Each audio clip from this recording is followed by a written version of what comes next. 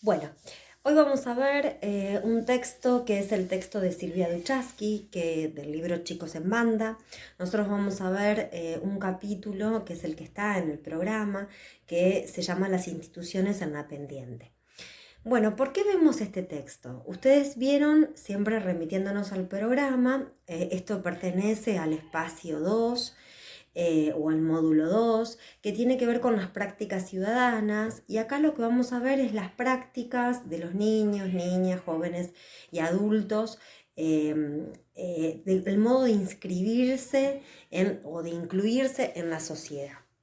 Bueno, y esto tiene que ver mucho con pensar los contextos históricos o los contextos sociales en los cuales estamos inmersos. Las autoras, todos los capítulos son muy interesantes para pensar, pero específicamente en este capítulo de lo que hablan es justamente las instituciones en la pendiente. Implica que las instituciones, hay algo, digamos, que se está como desfragmentando. Hay algo de las instituciones que no están funcionando como anteriormente funcionaban, pendientes, están como en pique, ¿no? Bueno, esto probablemente lo han visto con otras materias y recuerdan que algo nosotros estuvimos viendo en otra materia, en los textos de Carly, por ejemplo, en donde vimos que la modernidad, como un suceso histórico, lo que hace también es empezar a remarcar o se empiezan a generar las distintas instituciones. Y en este momento las instituciones en la modernidad son muy importantes. Aparece la escuela, aparece el Estado como institución y aparece también la familia como una institución importante, ¿sí? Aunque existía anteriormente la familia, pero tenemos estas dos otras instituciones más innovadoras que es el Estado, que es la escuela. Bueno, pero hay algo detrás de esta institución que tiene que ver con las figuras de autoridad, específicamente. Ustedes saben que por ahí esto lo van a ver en Psicología del Desarrollo 1, todo lo que tiene que ver con el psicoanálisis. Esta introducción yo les hago para que ustedes puedan comprender de lo que habla la autora, ¿sí? La autora habla, en el texto comienza a hablar de qué pasa con estas figuras de autoridad. Parece como que han perdido esa autoridad. Eh, y estas figuras de autoridad en el grupo familiar para el psicoanálisis está visibilizado en la función paterna. No quiere decir en el padre, sino en la función paterna. Pero esta figura de autoridad, esta función de autoridad que tiene que ver con lo paterno es la función del límite, ¿no? De remarcar qué es lo que se puede y qué es lo que no. Y estas figuras de autoridad se van trasladando a las distintas instituciones y en las instituciones aparecen figuras con mucha autoridad en la modernidad. Si ustedes recuerdan o tienen presente esto de, por ejemplo, algún abuelo o algún papá o ustedes mismos también, que puedan decir, antes el maestro era intocable, no se le faltaba el respeto bajo ningún punto de vista como ahora. ¿Por qué? Porque en ese momento el maestro tenía una figura de autoridad como si fuera intocable. O sea, ni un alumno ni una familia iba a intimar a este docente y lo que decía era lo que se hacía. Lo mismo sucede, por ejemplo, con un médico, lo mismo sucede con distintas figuras dentro de la sociedad, ¿sí? Los políticos también, ¿no? Bueno, ¿qué sucede con esto? O sea, ¿qué fue sucediendo en la sociedad que se generó este cambio, digamos, en la figura de autoridad? Una cosa que también habla la autora tiene que ver con qué sucede con las familias, ¿sí? Y ahora nosotros decimos las familias porque no hablamos de una familia, una representación social que tengamos sobre una familia que era mamá, papá, hijos, ¿sí? Hoy hablamos de múltiples familias, mamá, mamá, mamá sola con los hijos, papá solo con los hijos, papá, papá, bueno, múltiples opciones que tenemos de familias y que todas tienen el mismo estatus, ¿sí? ¿Por qué? Por las leyes, por las normativas, más que nada que tenemos en nuestro país, pero bueno, hablamos de diferentes tipos de familia, mononucleares, ¿sí? Cuando tienen un solo una sola figura. Bueno, en sí, digamos, entonces, ¿qué es lo que pasa? En principio, esta construcción que tiene que ver con cómo se han modificado los dispositivos familiares, y esto también ha generado, digamos, determinadas situaciones en contextos sociales. Pero bueno, también lo que sucede es, no solamente, digamos, hablamos de múltiples tipos de familias, porque eso sería una cuestión que no sería importante. El problema cae en que hay un agotamiento, ya dice, del dispositivo familiar. ¿Y esto qué quiere decir? Bueno, que las familias ya no tienen la misma estructura que tenían en otro momento. ¿Y esto qué quiere decir? Que hay muchos niños, adolescentes solos, con muchas dificultades familiares, con muchos problemas. Y esto lleva a que esta institución familiar no contiene a estos niños, niñas, adolescentes, jóvenes, y entonces inevitablemente tienen que recurrir a otra institución o no recurren a nada, quedan desamparados. Por lo tanto, a partir de ahí aparece lo que dice la autora, 3 modalidades, ¿no? De habitar en la nueva situación, que tiene que ver con la dessubjetivación, la resistencia y la invención. Cuando hablamos de dessubjetivación, lo primero que tenemos que entender es qué es lo subjetivo. Lo subjetivo, ustedes saben que tiene que ver mucho con la constitución subjetiva, la construcción subjetiva. Sería como el proceso en el cual nosotros nos convertimos en sujetos. Y esto, ¿sí? No es, ser sujetos implica ser sujetos con una historicidad, ser sujetos con una trayectoria de vida, con una historia que me hace ser a mí con mi propia identidad hoy en día quien soy. Cuando hablamos de dessubjetivación, estamos hablando de que no hay sujeto. Y esto es un mecanismo muy complejo, ¿sí? Bueno, ustedes van a tener muchos ejemplos porque todo esto es una recopilación también de distintas entrevistas que tienen las autoras.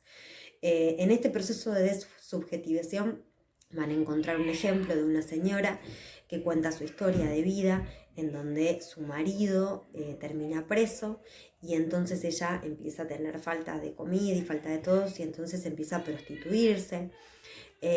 Hasta que le consiguen un nuevo marido que es violento, que le pega tanto a ellas como a sus hijos, pero bueno, es la única forma que tiene de subsistir.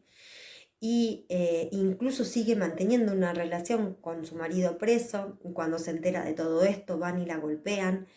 Y ahí hablamos de desubjetivación, ¿por qué? ¿No? Porque ¿quién es la que está con todas esas personas? ¿Quién es ella? ¿Sí?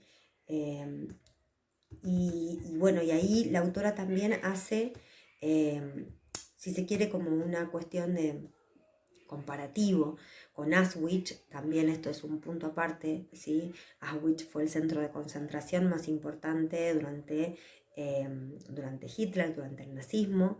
Si les interesa, hay muchísima bibliografía, incluso hay un texto muy interesante que es La vida después de Auschwitz, de Walter Benjamin, de la Escuela de Frankfurt, en donde, bueno, ahí es la dessubjetivación, la deshumanización, ¿no?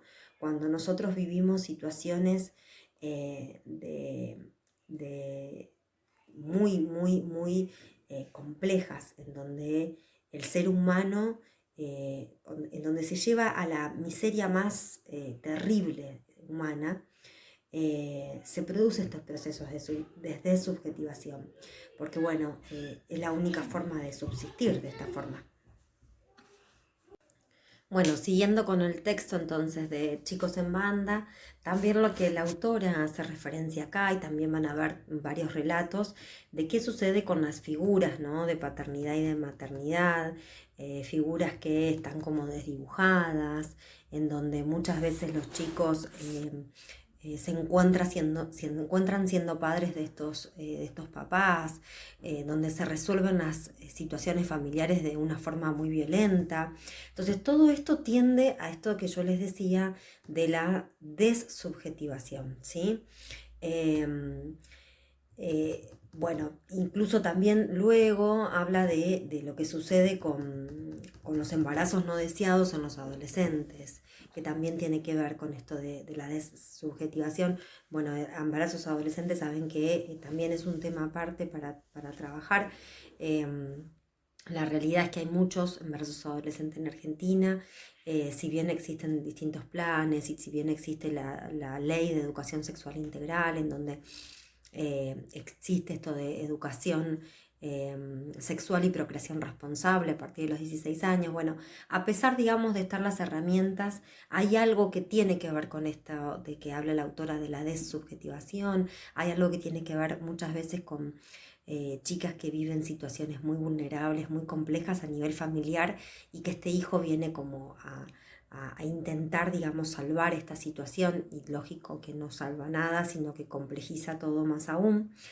Pero bueno, tienen entonces desde este mecanismo de la desubjetivación todos estos puntos que yo voy comentándoles, que todo esto tiene que ver con qué, con las instituciones en la pendiente y tiene que ver con qué configuración social, qué contexto nos encontramos hoy en día.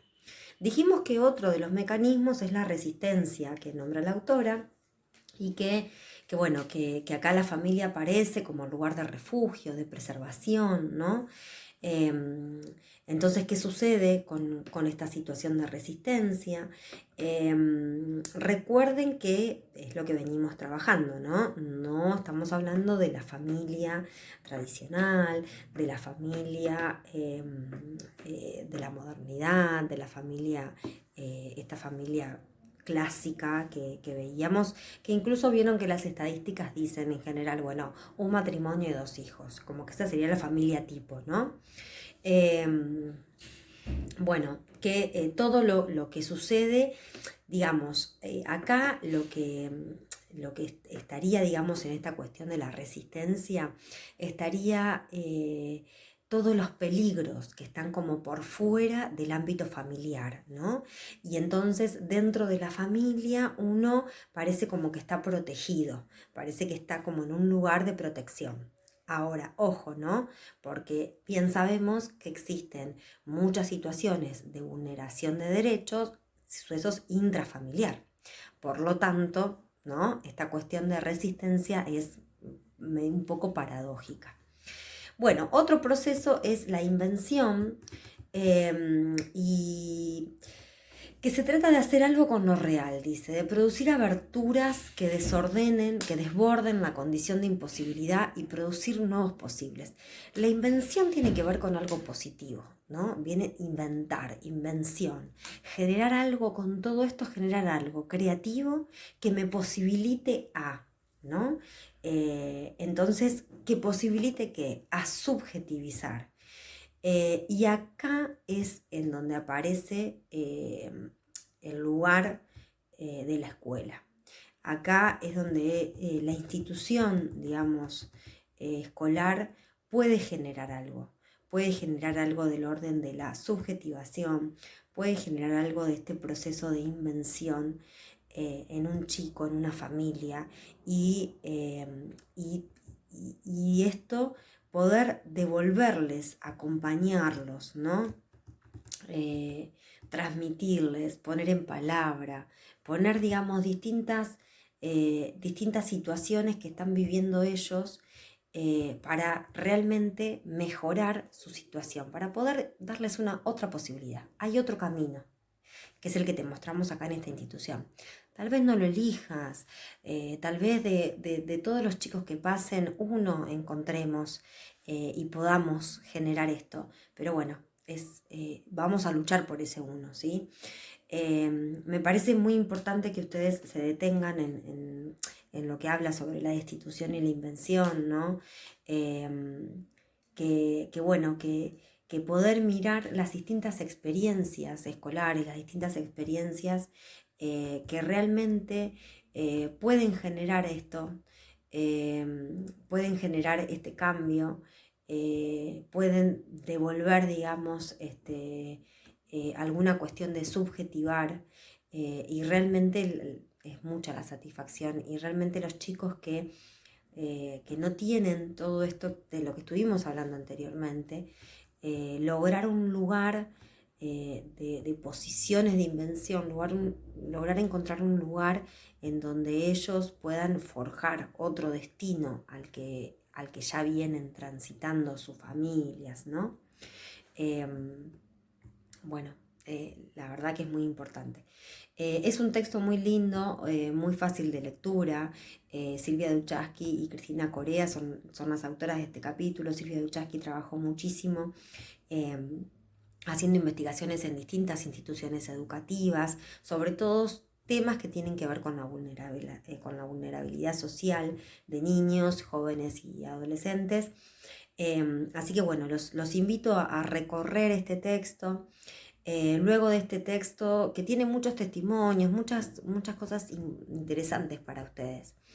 Y luego de este texto vamos a hacer un trabajito práctico para poder más o menos articular los distintos textos que hemos visto.